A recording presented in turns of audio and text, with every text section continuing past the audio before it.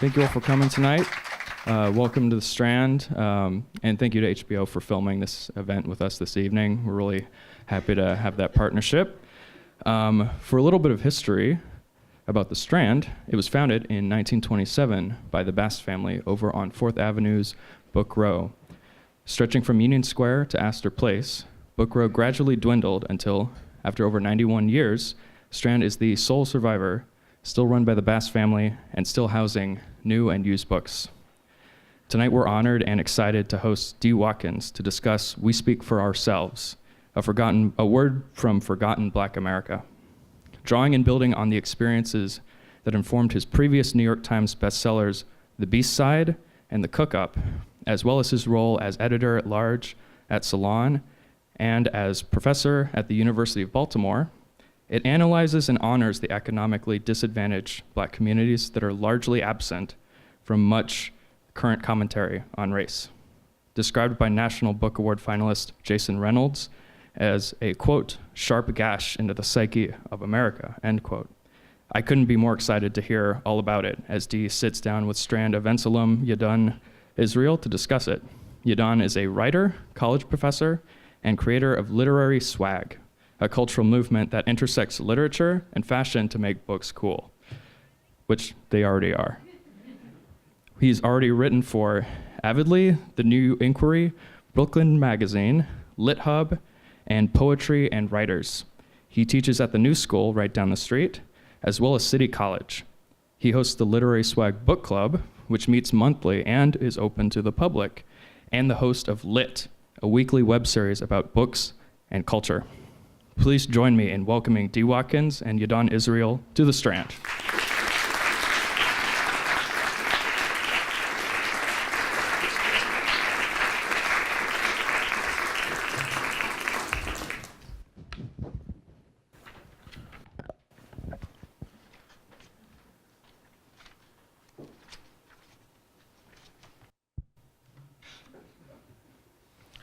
A seat at the table. Did you know that there were different types of Black people? Hello, young man. A scholarly Danny Glover-looking guy laced in tweeds said, "Are you enjoying yourself?" "Yeah, this is a nice function." He slowly looked me up and down. I cleaned up well, in my opinion anyway, but I did look out of place. You can really tell the difference between those $3,000 tailor suits and my cheap, thin H&M getup. I swear if I made one wrong move, the pants and jacket was split in half. The people here dressed as if they attended galas for a living. Every person was cleaner than the next. Silk, sheer, pocket squares, printed bow ties, sparkly accessories, and pointy little shoes could be seen in every direction, sliding across the gleaming marble floor. Multiple planet-sized chandeliers hung above us as tuxedo servers offered crab balls, cucumber sandwiches, and some other hors d'oeuvres. "What is your name, young man?" I'm sorry, Dwight Watkins, sir." "Oh, okay," he replied with a big smile, tilting his small oval frames to get a better look. "Watkins as in Watkins Ice?" "No." "Watkins as in Watkins Security?" No, I laughed. "So what does your family do? What is your line of work?" "Oh, I'm actually unemployed right now when my family works at the places that hire them." He frowned at me. All of his nonverbal cues clearly said I wasn't the guy he wanted to be talking to. But before I can get his name, he was already off meeting and greeting other guests. I never knew there was a Black elite until I was at an event for the Black elite. We all know about rich Black people like Oprah, Jay-Z, and Diddy, but they're celebs. I'm talking about a wealthy class of non-famous African Americans who own art galleries, development companies, law firms, and medical practices. Jobs that I didn't really see when I was coming up. "This event seems really nice," my friend Tia told me. "It's the kind of place you need to be." I'm a back alley block party, dinner and salad forks, basically the same thing type of guy, but I'm also a good sport who is willing to hobnob with the dress shoe crowd.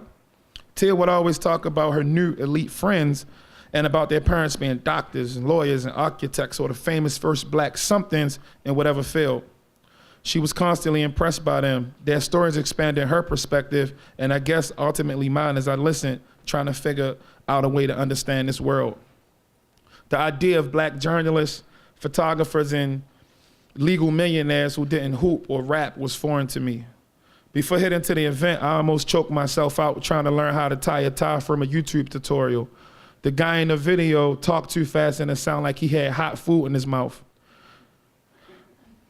I wrapped the tie around my neck as if I was going to finish the job before going into the event, but decided to leave it in the car. Tia, artsy friend, noticed us as soon as we entered and tugged her arm to make a few introductions.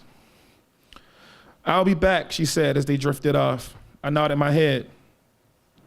"Hey, can I get a double shot of vodka with a splash of any type of juice?" I said to the bartender. "Just enough to change the color. I don't really need too much." "Thank you, bro."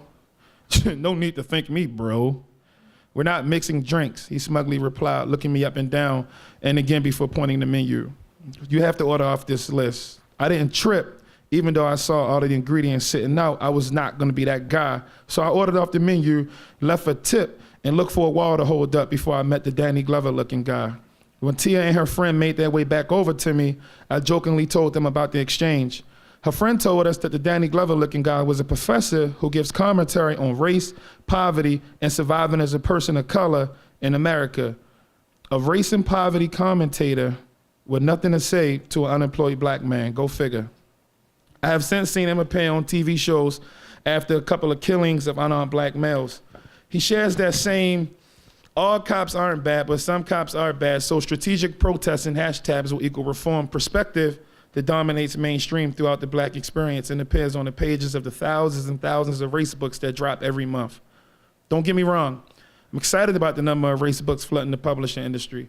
We have an endless collection of black narratives, letters to racists and non-racists, white people, and sensitive stories with the goal of making everyone feel safe enough to discuss America's problem with people of color. Contemporary black writers are hard at work defining systemic issues that plague the African American experience, while the white people are swooping in as allies and trying to school their friends on what it means to be black, offering step-by-step lessons on acknowledging their privilege. These projects are cool, but what happens once we finish reading the books? Even if a person decides to apply action to the content that they read, there's another problem. Many of these books are missing the point. In fact, the authors of these books are among a huge tradition of thought leaders who missed the point, which explains why things never really change for most poor black people in America. These leaders define the black experience from a drone-like perspective. They have all the insight, but strangely no connection to the black people they claim they're fighting for. The primary reason is that their books and language never include the very people who live the poor black experience every day.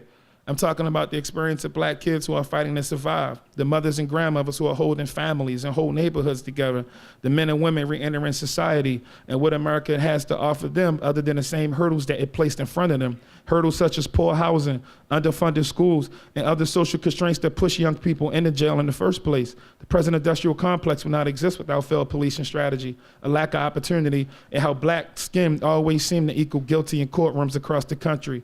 It's great that my people are trending on social media, cable news, and maybe even society, but still in the midst of all the black narrative stacked on bookshelves, we have a problem, a major problem. A bunch of people from the streets are missing.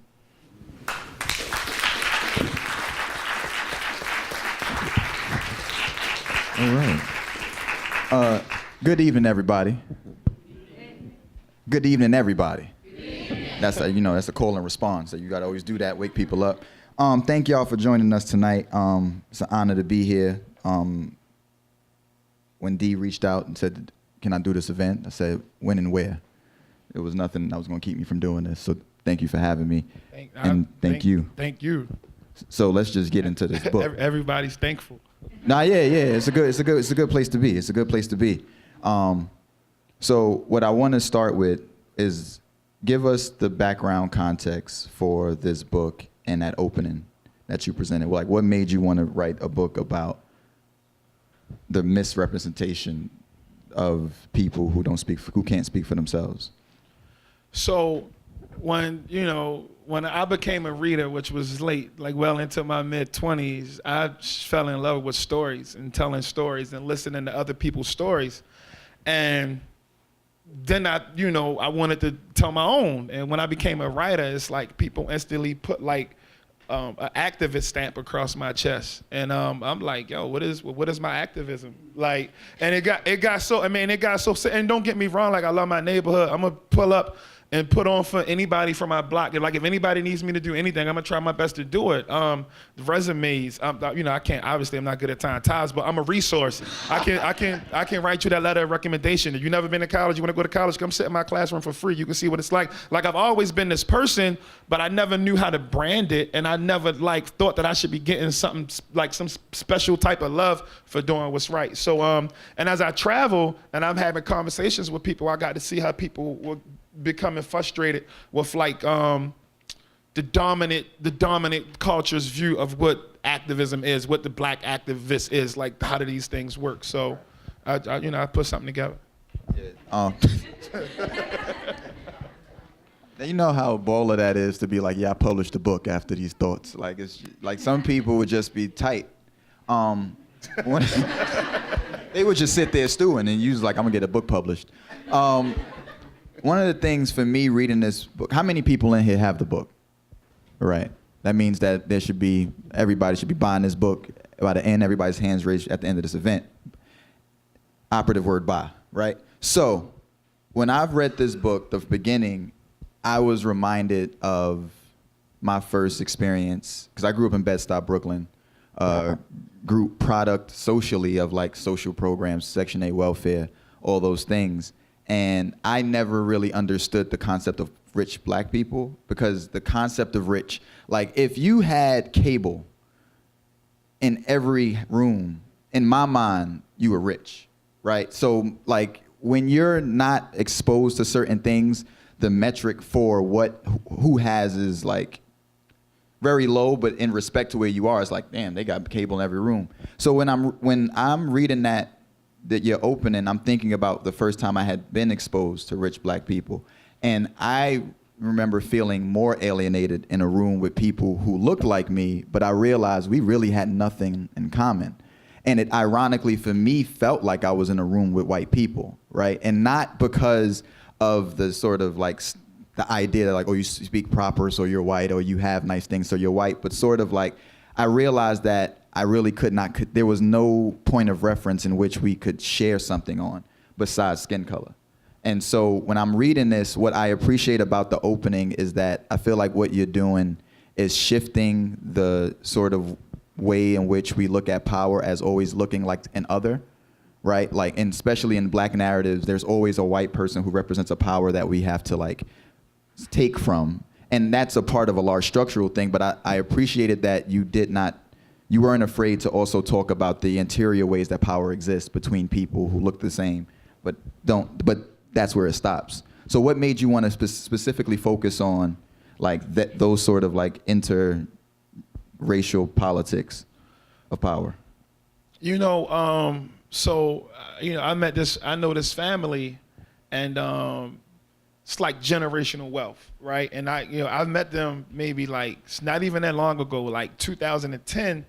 And when I was growing up, regardless of where I was living at, like I didn't think I was poor. I mean, I had the Jordans, all of them. I had Coogis. That's like, what I'm talking about. I had cable, you know what I'm saying? I'd have been like, you're done. You want to watch the game or something, man? You want to, you can use that room. We don't even go in there.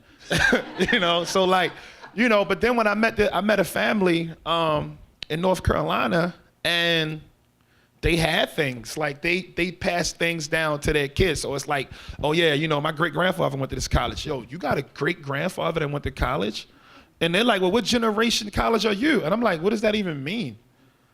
What generation are you? Are you fifth, sixth? And I'm like, I wasn't even done at that time. You know what I'm saying? I was like, well, I was just finishing undergrad in like 2009. So just having these conversations and understanding that these experiences existed was like weird for me. And this family, they're extremely great people, but when they would have events or when the functions would go down and I would be around, I would constantly see that. And when you say that, unpack it. Like, what do you mean by that? Like when you say you would see that. I would see the energy that exists within the opening of this book. Okay. I would see, black people who look at other black people as us versus them. Right. And that was like, it was mind blowing to me because I didn't know. Okay. And what did that do for you in your position, right? Because one of the things you say in the book, and I think this is true for the people it's true for, right? Because I'm trying to live in the spirit of the book of not assuming anyone's reality, but for who it's true for, and I know it's true for me, of being in a space where it's like, all right, I'm not the kid I was when I was in Bed-Stuy all the time, but I'm also not this room of, patent leather shoes. And so navigating these spaces become quite, like, in a sense, difficult, because I could go back to the hood and try to say that I'm not one of them, but it's like, to the people who can't leave or don't leave, they're like, no, you're one of them because you can. And then when you're in the other room, you represent, so you're always being represented by where you're from, but you're not, in the moments of, there's no moment of recognition when anyone's actually trying to get to know who you are. One, it made me want to get some money, because rich black people know how to have fun. They're like, I'm 40 different appetizers at a function. So anyway, it definitely, like, it showed me that I can push to do more. But like me always being myself, I'm a friend and a giver at heart. So like, I know that I'm going into these spaces and I'm seeing people who doing their thing, and I can come back on my block and I can share these things. But what I can also do is say, look, you can talk about this bootstrap talk, and you can say that, people need to be doing this and doing that, but I'm like, yo, before you start talking about your little boots and the straps and all that, you need to acknowledge the systems that some of us just have to go through. Like, if I asked the bulk of this room, about the subject that you hated the most when you were in school, you're probably gonna say like algebra, trigonometry, or something, right? Like most people don't like math. And then I would say, okay, imagine trying to do that in like a school that's 2 degrees when you got a coat on and you got to blow your hands so they can stay warm so you can take the little notes. And you being compared to students all over. Your test scores are being compared to everybody else's, and your group tests low. But they don't talk about how you have to learn in the blistering cold. They just act like it's something innately wrong with you because you can't test like a group who has like Wi-Fi and electric chalkboards and like bottles of water as soon as you walk into the school with like couches and, you know what I'm saying, like bathrooms that function. I've been in public school. You said that word with so much emphasis. Because I've been in public schools. I've been in public schools that have like whole urinals and toilets ripped out the wall, right? Like I've been in schools where the kid like, oh yeah, I just piss in that hole, and I'm like, you piss in a hole? In a hole? Like and this ain't 1980. Right. It's not 1995. This is 2019. Well, what's funny about that? Like, you ever seen Life, the movie, Eddie Murphy? And so there's like a scene in there, like when if anyone's unfamiliar. We going to the boom boom room? Yeah, we going to the boom boom room. Ray's boom boom room, baby. We go in there. Some people are like, what is Ray's boom boom room? Is that a place that I can go actually? So the part in the movie where Eddie Murphy and Martin Lawrence, Eddie Murphy plays a bootlegger. And anyway, they're like down south, and they get framed for a murder they didn't commit by a white police officer.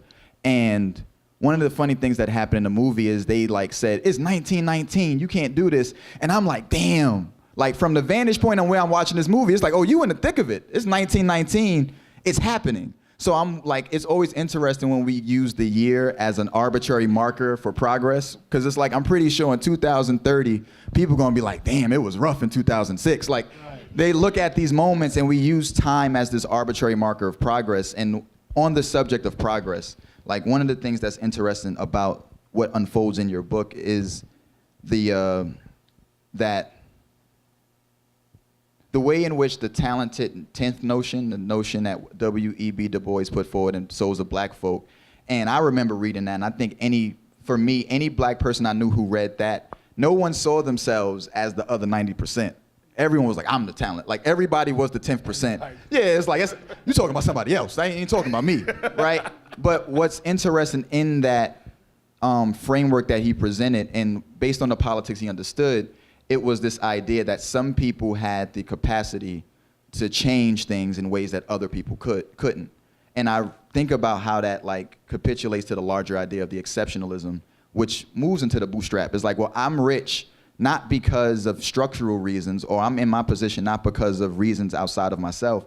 I'm rich because I chose to be rich, which means, invertedly, people are poor because they're choosing to be poor, right? And I think what you show in your book is how the institutions that affect everyday decisions color the decisions themselves, right? So you talk about like when you like the piece in the second essay where you talk about your friends Herc and everybody, and it's very easy to look at those moments and be like those are individual personal moments divorced from larger political systems, but you're able to do that. When would you say you were able to connect the political to the personal? So for me, it's a human thing. You know, like I've known certain people in my life, if they were given certain opportunities or if they had like the structure that some people have, then I know it would be different. Some of the sharpest people who've done a lot of things with their lives, you know, I've been in situations with them and they aren't that sharp.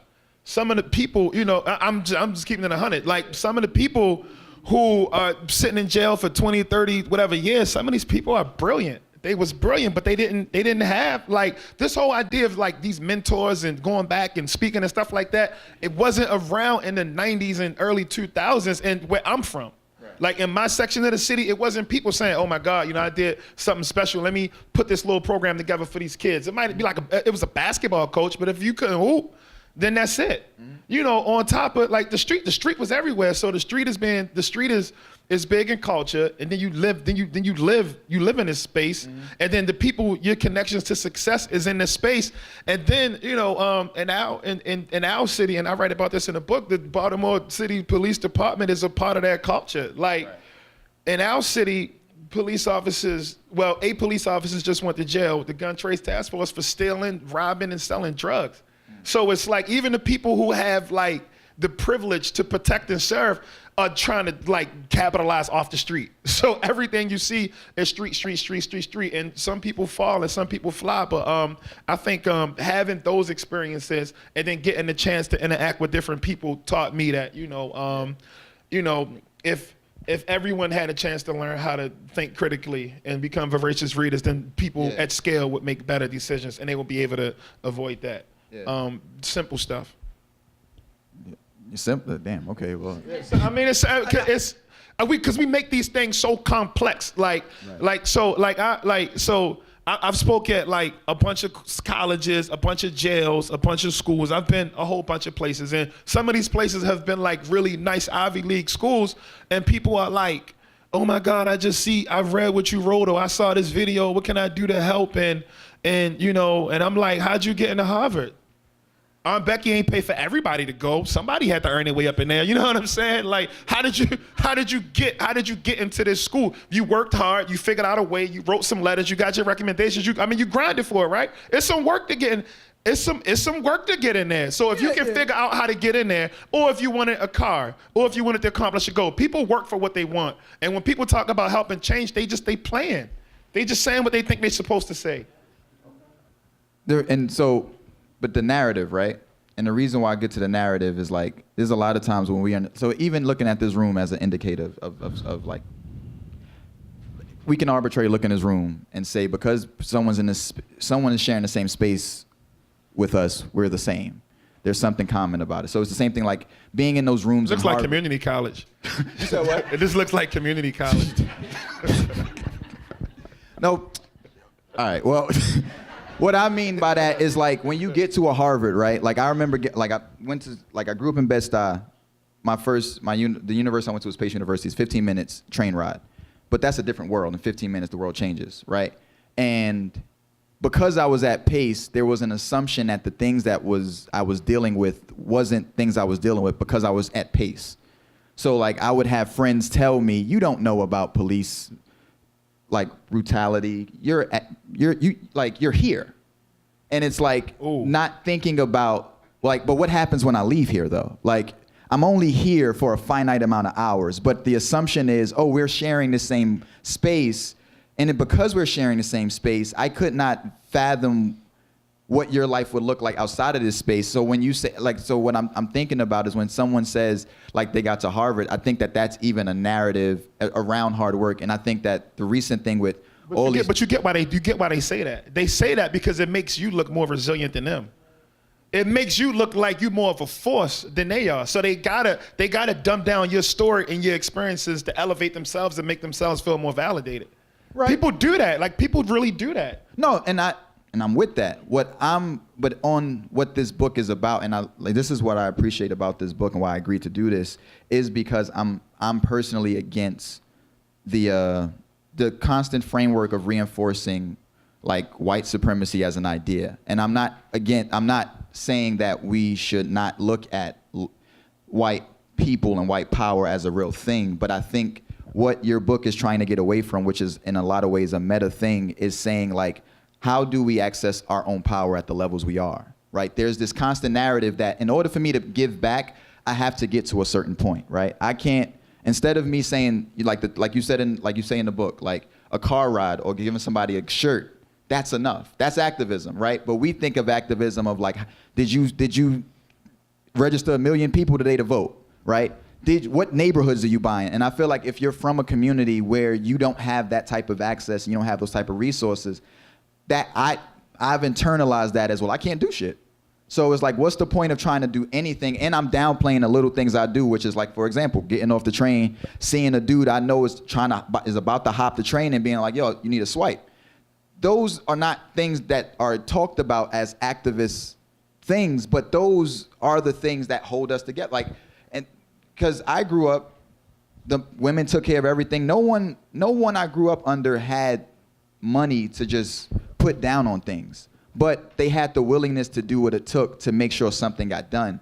And what you talk about in the book is that the result of, we measure progress by results and not by process, right? Like, not by the things we do every day, but by these special ideas. And then what's problematic is you have these people, like, call them, like, one of my friends call them shiny black people or whatever, who like hold. They be shiny, like coconut oil. But they hold these perches, and then they hold you to a standard of like, you know, what schools did you open today? What hospitals did you? And it's like, if that becomes, and that was what, like, homie tried to like shit on you. He was like, yo, Walt, like, you don't own ICE, you don't own security, so who are you, basically? As opposed to like, yo, who are you, meaning let me get to know you. It's like, if you don't have something I already know about you, there's nothing for me to know.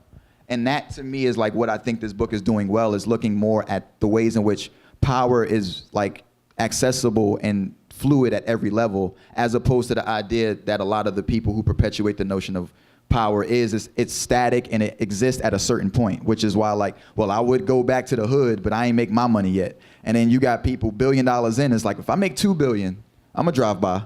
But then when you hit the $2 billion, it's like, when I make 2.5 is when I'm going, and it's like, it becomes its own logic for procrastinating to engage with anything.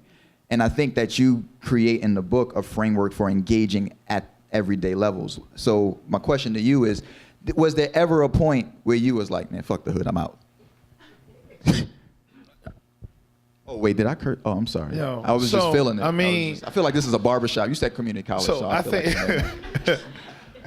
I think yes and no. So at the core, no. But when you lose friends and you lose them, you know, when you lose family members and you lose them over stupid situations, like, you know, or things that could have been prevented, sometimes you do want to break away. The problem is that, for me, there's nothing on the other side of success. Like, I've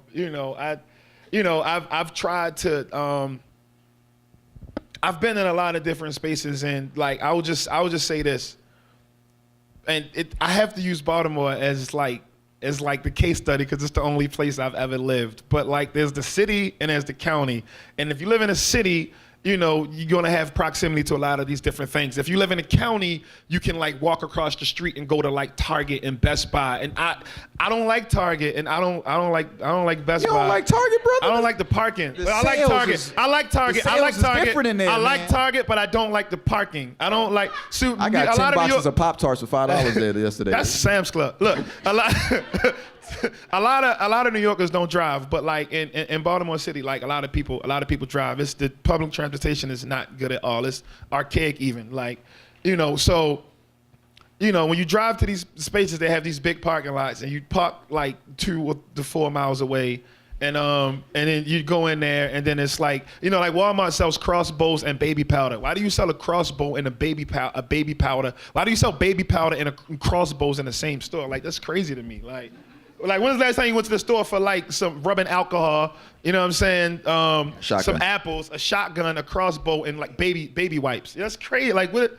You know what I'm saying? So I don't. Anyway, long story short, what I'm saying is that living in these spaces and outside of the city, it's nothing. There's no community. There's no feeling there. There's nothing for me there. Like, it's empty for me. That's been my experience. But who knows? Yeah. Because maybe in 10 years I'll be like, yo, I need to live in the middle of the woods and figure out how to, chop wood and all that. I don't. So, but you can like buy the logs. You can light up. Okay. I was so saying, how you chopping wood? Okay. So I want to go back to because I think that this is like an important point, and this brings the theme of the book, and it reminded me of like what like Kendrick does in like To Pimp a Butterfly, like the whole narrative of coming back to the neighborhood and like wanting to help, but then like seeing the frustration of like, I guess, romanticizing what but like in his particular case, what's the word? Like romanticizing what he thought help would look like. I'm gonna come back and everybody gonna love me and we gonna change the hood and it's gonna be all right. And then he comes back and he's performing. He's been around the world and like the hood is still a hood. Like Kendrick Lamar's on stage and people still fighting. And it's like, oh, I thought me being Kendrick Lamar would have meant people would have listened to me. And it's like, no, I still got beef with that dude regardless. And for me, the reason why I'm asking you this question about like, was there a point in which you were frustrated with it? Because I know that I was frustrated because I was ashamed to admit that I did feel the way a lot of these black people feel. Like, I remember going to Pace for a while and having my white friends and being in the 5-car driveway. I'm like, yeah, I made it. Fuck that stuff. I'm out.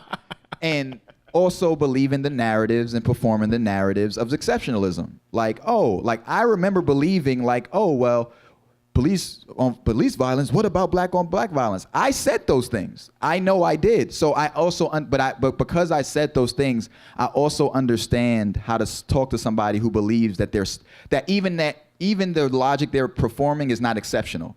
Like, that person who thinks they're the first person who thinks that way. And I saw like, oh, this is a conditional way in which certain people, when they quote unquote make it out, and if the narrative you're following is to make it out, in order for you to even perform that narrative, you have to think you're different. Because if you see your neighborhood as not something to escape, then you see that there is no such thing as making it out, because the place that you are is not something to escape, right? And if I'm describing it as something to escape, I'm immediately saying that a lot of what formed me is something I don't want. Which is like, the moment I can give it away, I'm going to. And I think that that's what's like important about like why I'm asking you, like, when you had the option. So let's break the question down. When did you feel like, when did the opportunity first present itself for you to like escape? Meaning like, when did it become clear to you that you could like leave and not come back? And like, it would quote unquote be fine. Like, so when did that option go like, oh, I could move from East Baltimore and I could not come back? When I was 19 years old. And it's because I was in the street. So like, I had more options. I had some options. And then when I turned like 24, like 25, I bought a house in the county. And I used to, I would be in my neighborhood all day, but then I would drive home. And I would be like, I would get off the Beltway. And when I would get off the Beltway, it would be like deer, like in the middle of the street. And then you would have to like sit there. Like, you can't just like drive fast because it won't move. And then you can't try to go around it because you might kill it. And then if you kill it, it's like you feel horrible because you kill a deer. You know what I'm saying? Like, I know people shoot them all the time, but I just don't get, like, I would never shoot a deer. So, and then the people who I lived around, like, I never think I haven't been the best, I'm not the neighborly, I don't run the neighborhood committee or nothing like that, but the neighbors was just all like weird, you know what I'm saying? And it was just like weird for me. So the minute, I sold the house at a loss just to get away from there. And then I guess like the third time would be, I've dealt with a lot of loss in my life, and sometimes when you deal with that loss, you deal with it face on, and you confront those families, and you get with your circle of friends who also experience that loss, and y'all do whatever coping mechanisms y'all subscribe to. If y'all drinking, if y'all sitting around telling stories or whatever, like it happens, and it's an honest feeling. Some people can't take it, and I would never try to drag a person who wanted to make it out of whatever they was trying to make it out of. I wouldn't be like, yo, you a sellout, yo, you horrible, because some people just can't take it. I'm just saying that their feelings doesn't make me exempt from what I feel like I need to be doing to try to make my community, my neighborhood, my city better. Right, and I agree with you that the feeling itself isn't what the problem is. It's the feeling that compounds with part of how that person who escapes, quote unquote, keeps their position is by continuing to act and talk as if they're still where they're trying to escape from. Like, to me, that's where the problem arises. It's like, you don't even want to be here, but the only time even people who hit you up to talk is about the very neighborhood you don't even want to be a part of. Exactly. And you don't want to say that you don't even want to be there. You want to go, this is what's wrong with the community, right? And so I get that it's more of a nuanced thing. It's like, it's not trying to like black and white. Like, if you want to leave, you're a bad person. It's like, and it's not even like if you want to leave and you perform, you're a bad person. It's like, what are your intentions if you don't even want to be somewhere? But then you have to think about that the only way you're able to stay away from the neighborhood you don't want to be a part of is talking about the very neighborhood you don't want to be a part of as a place that you don't want to be, but you at the same time are trying to say that other people should be there, but like not admit that sort of complicity with the belief. And I had to address it because some of these people are crazy. Like, I saw like a public figure, a public intellectual on television talking about reparations, and he was like, yo, black people, we don't need checks. We need free education. We're not ready for checks. We're ready for free education. And I'm like, who not ready for a check? I could use a check. Like, give me yours. Like, but why do you feel so comfortable getting on TV in front of the world and saying people aren't ready for money? Why would you say that? Like, regardless of how you feel, I don't care if you white, black, Asian, whatever. I don't care what you are. Who's not going to take a check? Like, it doesn't make any sense. Or why do you feel so comfortable saying that? So, okay, you went to college. You want like another free education? All right, bet we're going to give you free grad school instead of, grad school's what, like $100,000. So instead of me giving you $100,000, I'm going to give you like, extra, extra math homework. You know what I mean? Like, that you can use. I love how you reduced degree to math homework. Like, math must have been traumatic for you, G. I got a story. On the subject of the being in these places, right? So how would you say your interactions, how would you describe your interaction like in these places? How do you keep your sanity in places like these? I'm still learning. Like, it's still a process for me. I opened up the book with being uncomfortable at an event. I was there as an accessory. At the end of the book, I'm here as a journalist, as like a person that some of these people know, but I still feel like I stick out like a sore thumb. And so I'm on my block and my cousin is fighting somebody, and I'm like, yo, I'm not sitting here watching this. Then I'm at this event, and everybody's just trading accomplishments and what they own and what they have and just reducing people to monetary things. And I'm like, I don't want to be here. So in the end, I'm like, I should be at work. And if I'm doing work, then maybe like the people who come from where I come from, I can help create some opportunities for them. I can start that hospital. But but I can play a role in trying to create more opportunities and help more people rise up, and then maybe that'll change the culture. And again, that's like, it's a big dream, but it's also like recognizing those small wins, those receipts, those quantifiable goals, those things that we can actually scale. Like, we started here and then we did that. We started, we're gonna flip that into this, and it's like with the Nipsey conversation we was having in the back. Like, Nipsey, most people, the bulk of people in this room probably didn't hear that man until he was gone. Like, we know him because we know the music and we know the culture, but like, that dude did a lot without being a household name. Right.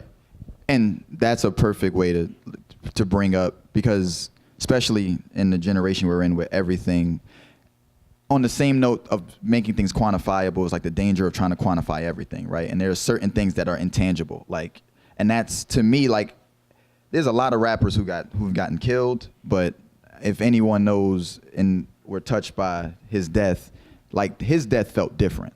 Like, it felt like there was like a shift in like the air. Like, I felt different when like it was like, oh, he's gone. And it was because he was modeling and doing the thing of which is investing value in places that see themselves as worthless. Like one of the people you said when you went back to your neighborhood, you know, he talked about being worthless. And I think that, you know, the ways in which we talk about value, net worths and credit scores, those are representations of value, but not the value itself. And I think that what Nipsey represented, and I think, quote unquote, what like, if a black leader represents anything, it's like they're bringing value to people who don't understand they have value. Not giving them value, because it's like to give you value is to say you don't, but it's like, no, you actually have value, right? And I can't say that, and this is another thing about the performative aspects of representation. I can't say invest in your neighborhood, but then when you check my real estate listings, I don't even own anything in that neighborhood I'm telling you to invest in, right? I can't say why are people afraid to go to Bed-Stuy when it's like the first little money I got, I shot up to like another part. And I think that even, and what am I going to say?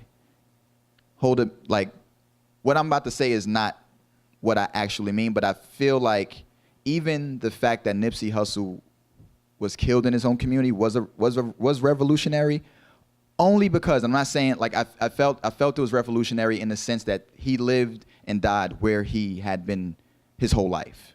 And I think that from the perspective of, and I'm not like celebrating the death, what I'm saying is the fact that he was so true to what his credo was, which was like, this is where we are.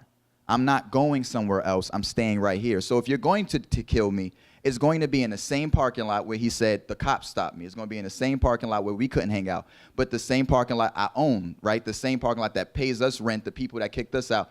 And I feel like to see a whole life happen in that neighborhood, and I was scared about the responses that happened because people, a lot of black people, like, this is why you shouldn't invest in your communities, because you see he gave back and then he got killed and this is why we should leave. And I felt like, no, like I felt what he was representing all the time is like, what else would you want to go but the place you call home?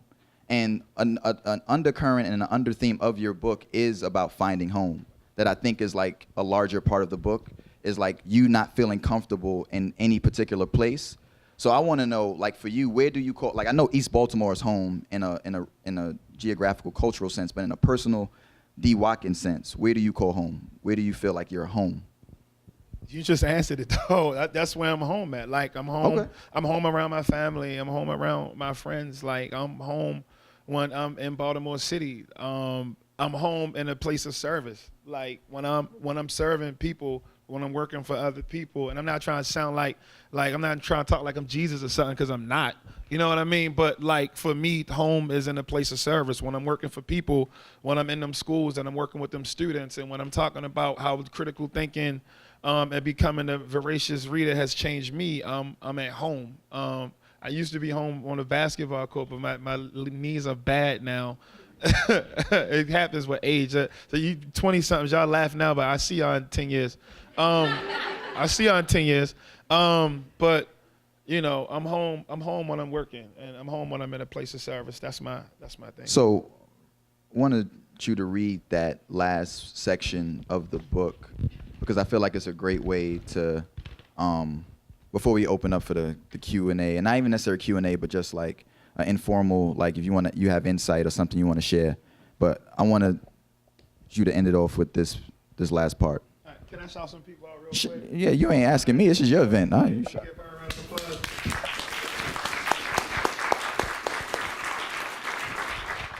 My friends from the Creole came.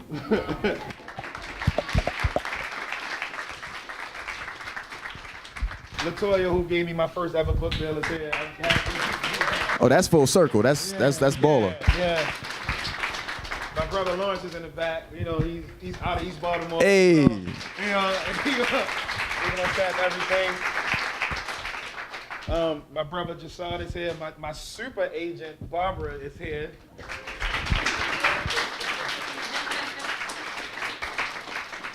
And then the person who has made me the most luckiest person in the world, my fiance, is here. I'm happy. Oh. Before you read, you know, I noticed that's like that giving thanks. I go to a lot of award shows, literary award shows particularly, but the whole idea of like shedding light on people who aren't seen, like that's a very like black thing. Like I've seen a lot of white writers go up and they'll like name like 3 or 4 people and then they go down. But like when black writers tend to win, like they're talking about people who aren't even like, no one even knows that person in the room. Like, Yeah, Sean, I want to say Sean. no, right.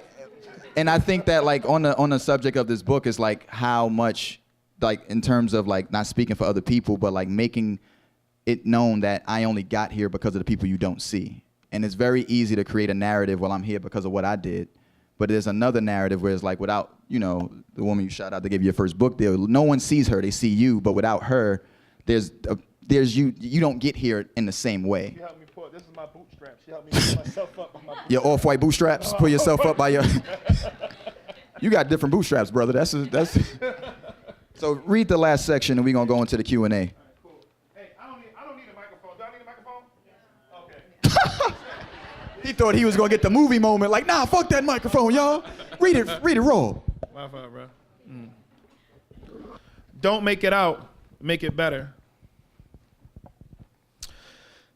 I can't wait to make it out of here. I hate it around here, Bug said, nursing a half cup of Hennessy. It's nothing on the menu but death. Death and these stupid ass dope fiends. I filled up my cup and listened. We were sitting on Ashland Avenue. It was a beautiful 75-degree winter day. The sun dipped into the clouds and kids ripped and ran in every direction. Being around here just make you worthless, he said. Like, I'm probably not even gonna visit once I go. Bug was about to start truck driving school. When he finished, he figured he could get a good paying job, leave East Baltimore, and move into one of those cookie cutter soccer mom neighborhoods in the Birds, with the Best Buy and Target in walking distance. We lost Bip, we lost Rel, Duncan's dead, Rap's dead, Wise dead, Ronnie got killed, Kev dead, President dead, Lil Dre dead, Man's dead. I hate Baltimore. We the last ones left. As kids, we were told to make it out of the hood. The hood is basically the worst place in the world, responsible for all of the trauma and pain that comes with being black. We aren't even taught about the systems that create the pain, the racist cops, the sellouts, the tax-based schools whose funding is directly connected to the jobs that don't want to hire us, and how these things contribute to the trauma that only guys like us can comprehend. Jay's dead, Seti's dead, Nod's dead, Bug said. He took a slow step. Remember Justin? Manny got killed, Turbo got killed, Cheese is dead, Ribs dead, Donon dead, Wop dead, Tika's dead, Tay's dead, Man's dead, Bill's dead, Twizzle got killed, and Buff is dead too. We sat and we reminisced to ourselves. I felt this pain, it was mine. The coolest and the flyest and the funniest dudes are all gone.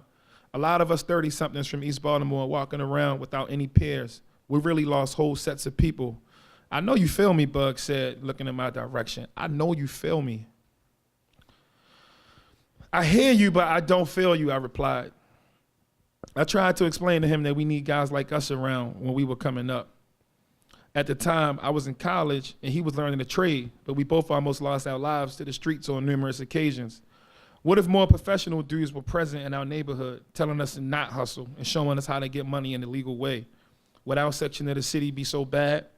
We have to be those guys. I didn't know that I end up being a professor and a journalist and working in television. Many people thought success would drag me out of my neighborhood, but instead it gave me more of a reason to be in East Baltimore. Now the young people can see, work with, and interact with me, and then these professions can be their reality as well. They know killers and dealers, but now they know scholars and world travelers too. I used to think the idea was to leave the neighborhood, bro, I said. But now I'm thinking we need to fix it, fix our schools, and build our communities instead of sticking out like sore thumbs in someone else's. I ain't never leaving. Man, you crazy. We agreed to disagree, but it was all love at the same time. Bug made it halfway through truck driver school before he was murdered a block away from where we had that conversation. I wish someone was around to guide the young dude who pulled the trigger.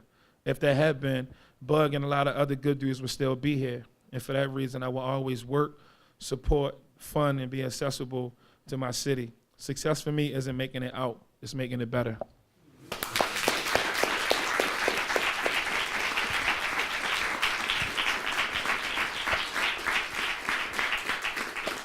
I want to give it over to y'all for comments, questions. I've got a mic for you, sir.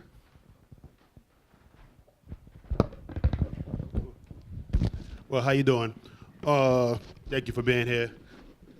And it's funny, like, hearing y'all talk, and I'm being 38 and grew up in the South Bronx, so I could totally relate. I've done seen it and done lost friends and seen the ins and outs.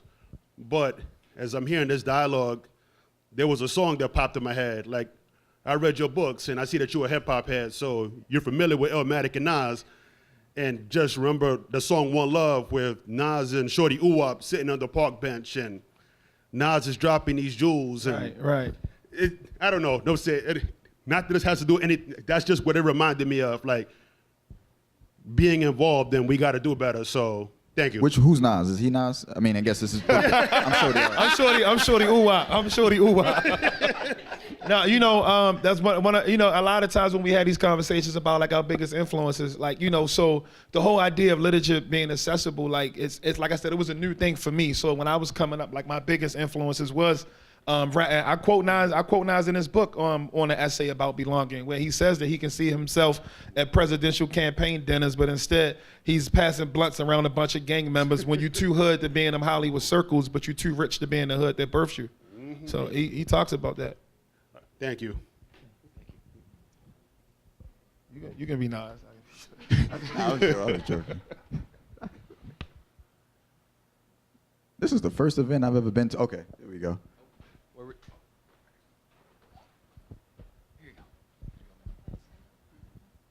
Hi.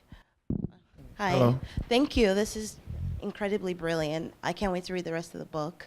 Thank you. So I was, let me see. I had so many thoughts based on things you said. I guess one of the ones that stuck out to me was when you were talking about the Black elite and the sense of sort of a void between the experience of being a Black elite and not being a Black elite. And because I'm not from America, it was a new concept to me. And I only discovered it when I was in business school in Columbia, where there are a lot of people who actually say those phrases. And then I also noticed that they have a disdain when they talk about Black issues, when for me, I'm Black no matter what my life experiences are. So I can relate to anybody's experience, not because of color of skin, but the fact that people suffer. And so you should not be separate from that. And so I guess one time I was having a conversation with somebody who is in that Black elite space, and trying to understand why they feel so separated from Black issues, as if it can't touch them in any way, or that they can't have a voice on just, you know, general issues about systematic oppression and so on and so forth. And one of the comments that was made to me was that, and this is someone, I guess, his mother owns like a big company, and so he's inheriting the company and so on, so it's several generations. So, but he said to me that there's a sense of fragility of where they are and the wealth they have. And so they feel that if they become too vocal, they could lose it all. And because I come from a country where everyone's Black, the president's Black, the owners of the CEOs are Black, the poor people are Black, the policemen are Black, still, you know, even poor people have a sense that they can, you know, anybody can be anything. So, but for me, I couldn't understand why you'd think that you can't make it back even if something happens to you. I don't know if you have anything that you would say to somebody like that, who thinks that they have to stay separated from the issue so that they don't get dragged, I guess is the expression. You know, so thank you. So first, one thing I always try to be clear about, and it kind of goes against the way, like the cultural shift that our country is going through, is that I don't really think anybody's responsible for doing anything. Like, I don't walk around challenging people to do stuff. And I think that's where it gets phony at. This is why everybody has like activists or something in their bio, because the world is telling you to give back and to promote and brag about your giving back, even if you're not doing anything. So if you don't want to do anything, that's his prerogative. But what I will say is like the phoniness part, well, I'm calling phony, but what I will say is like, I know people who do things behind closed doors. You know, you don't have to yell out about issues in front of a camera. You know, you can be the person that's, you know, hiring a whole bunch of people, you know, who normally couldn't get that type of job, or who wouldn't have access to a company like the one his mom's owns. He can be creating jobs or something. He can be helping other people start companies and doing things like that. So it's a lot of different things you can do. It's not always about being a mouthpiece, because a lot of times the loudest people are the ones who not doing anything anyway. I lost my train of thought. Yeah, but I'm just saying that, like, even when I talk about, like, I don't think everybody, like, who has made it to be elite or who comes from an elite family acts the same way. That would go against the premise of my whole argument. You know, like, it's you know, it's complex. You know, so I try to speak on, like, the things that happened to me and what happened around me. But in that, again, I'm not the person to say, you know, who should be doing what. And that's where we get it mixed up at. Like, I think that I can't tell you how you can help people. I can't tell you how you can get your ideas out to the world. That's your job. You know what I'm saying?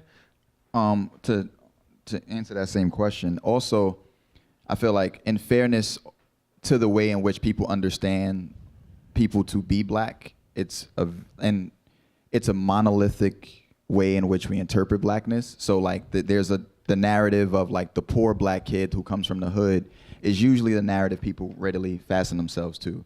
But the middle class black experience, the upper middle class black experiences, those are experiences that are just as valid. And a lot of times what happens is, because black people who are not from the hood or don't have those stories, those quote unquote war stories, their value in a room that wants to fetishize their blackness goes, give me that story. And so even for black people who grow up and is like, yeah, I had my father, or I grew up and I didn't have to, like, go to free lunch, it's like they become ashamed of actually sharing the values of where they're from. And for me, on the subject of, like, going back, like, every black person who's rich, there are black people who have never been poor. Like, generations from the time they were freedmen and freed women, they've owned businesses and have kept themselves in a financial sense. So it's like the whole idea of even them going back, it assumes that they too came out of a certain experience. And some people did not even come out of that experience. So they really don't know. And I had to realize myself, like, going and saying, like, if you're 7 generations in the university and this is 7 generations in a business, and this has been maintained, there's a certain type of experience that you don't even have a frame of reference for. But what I sometimes feel is also what undermines this conversation is the fact that we do not elevate those stories as well, right? That there's not as much space for, like the Negro lands, the Margot Jeffersons, like the people who grow up in these, like, black bohemian cultures. Like, I remember, like, what was it? Like, brown sugar is like a standard today. Like, there's a lot of people who are, like, natural and poets and stuff like that. But in the 2000s, that was seen as alternative. Like, it was like, what black person takes pictures?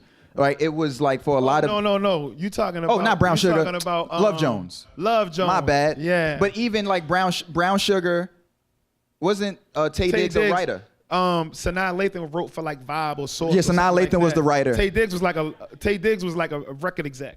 Right. But these things were still foreign. And yes, so it's like, in Brown Sugar, I identify with the rapper. Like, Mos Def driving a cab is like, he's black. I don't understand record executive. I don't know what a journalist is. I don't know what those things mean, right? And not, like, what those things are, but what do they mean in the everyday life?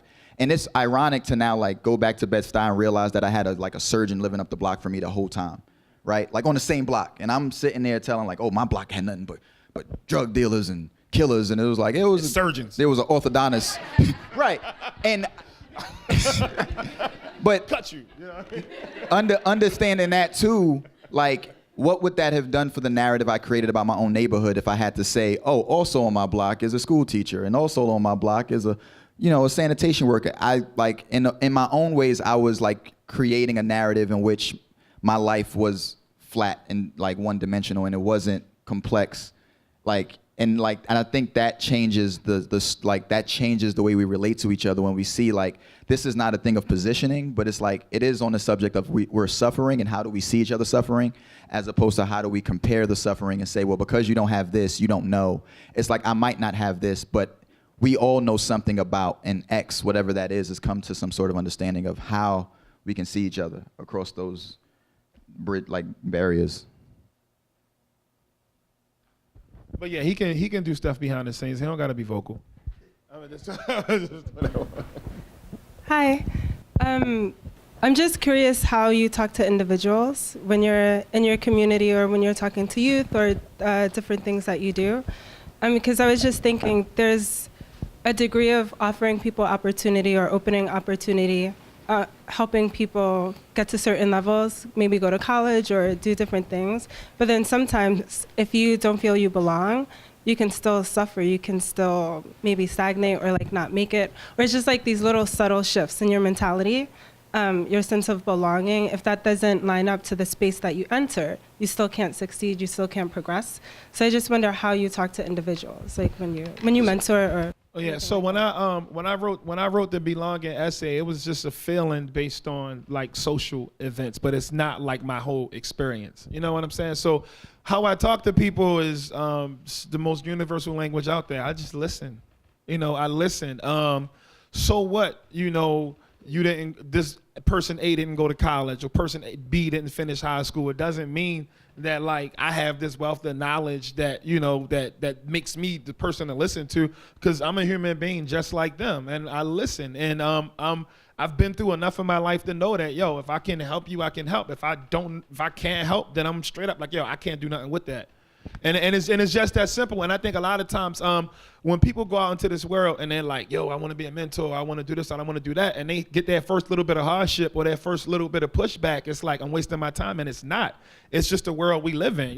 Harriet Tubman helped free a lot of people, couldn't free them all. I was working with this kid who I was a substitute teacher, and it's the best substitute teacher ever, like Michael Jordan of substitutes. And no, I'm not even joking, because people take him as a joke, but I was really nice. So there was this kid who and I was riding down the street one day, he was on his block, and I spoke to him, and he came to the car and was like, he's scared somebody's trying to kill him. Like, somebody's trying to kill me. And I was like, somebody trying to kill you? Like, yeah. I said, you got any other family or friends? I said, my grandmother live in West Baltimore. I said, all right, well, bet. Get your clothes or whatever, I'll take you over there. I took him over to his grandmother's house. He called me the next day, and he had just graduated from the school I was teaching at. He was one of the kids I would play ball with in the gym.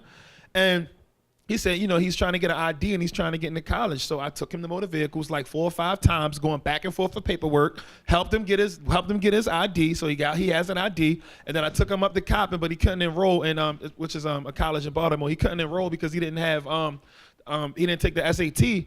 So I took him to Baltimore City Community College. The ladies in the office like this kid. They love this kid. He's funny. He's great. So they gave him a laptop and congratulated him on coming to school. Then I talked to him like 2 or 3 weeks later, and there's a restaurant across the street from the university where I teach at now, but I was going to school back then, and they were looking for somebody to run dishes up and down the steps. So now this kid got the American dream. Living in his grandmother's house rent-free, a free laptop, can go to college, and a job fresh out of high school. Right? He used none of it. People were calling me up, like the guy from the restaurant, like, where your boy at? He never pulled up. I went looking for him, around his neighborhood, couldn't find him. I tried to call his phone, number change. So randomly, I just was like, I did what I had to do, and that was it. So I pulled up in his neighborhood one day where he said somebody was trying to kill him at. He tried to sell me some dope. But while I'm offended, I'm like, I look like I shoot heroin? Like, that's one, how many you want, Unc? Like, what? And then, then he saw it was me, and I'm like, what happened? Oh yeah, I'm going through a lot, man. I'm gonna do the school stuff, and I'm gonna do that stuff later. And that could take somebody out. That could make somebody say, you can't do nothing for these people. They don't want help. But that's one guy. That's one experience. And then guess what? If he needed me to help him out again, I would do it, because that's my job. Like, or if I know somebody else that can help him, I'm gonna do it, because that's how we supposed to be doing it. So the best way for me to talk to people is to listen. I don't have all the answers. I'm still trying to figure this stuff out like everybody else. And I think sometimes we let like our accomplishments and our accolades put us, on this high horse where we like too big for somebody to have a rebuttal, or too big to be able to listen to somebody else's idea. And that's another thing that feeds into the disconnect. Got time for one more question? Hi. I had an opportunity, you Skyped with my class about 2 weeks ago. Oh yeah, Yes. Cooney.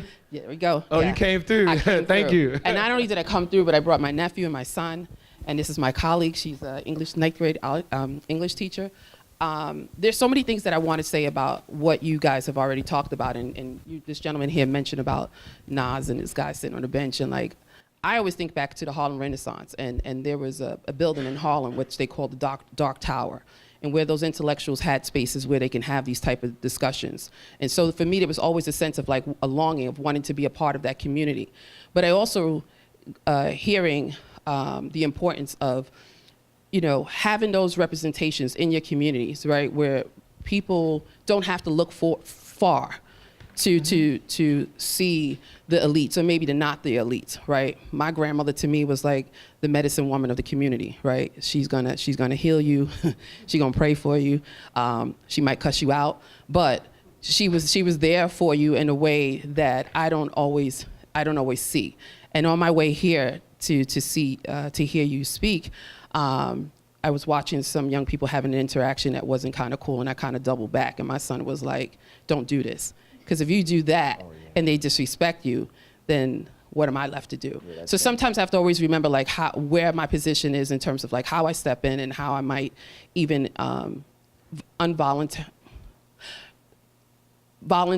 telling him to get engaged into something that may not even necessarily be worth his involvement. Mm-hmm. But I just want to say thank you for bringing these stories. Thank you for allowing me to just walk away. I looked around to see if I saw any of my classmates. I don't. Michael said to tell you thank you for just taking the opportunity to speak to us, and I really appreciate what you are offering to us here. Thank you. I think he said you were bringing a check. I wasn't sure about what. Was that true? Was that not true? There's no check. Yahdon, thank you so much for having this discussion with us tonight. Let's give him a big round of applause.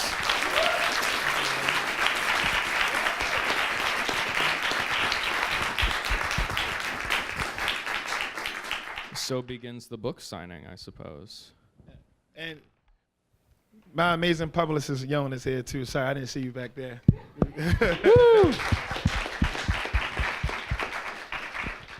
All right, if anyone is interested, we do have copies of We Speak for Ourselves available for purchase in the back. Dee is going to stay behind and sign his book for you. And if you're interested in that, please begin the line right where this wonderful camera person is right here. Alternatively.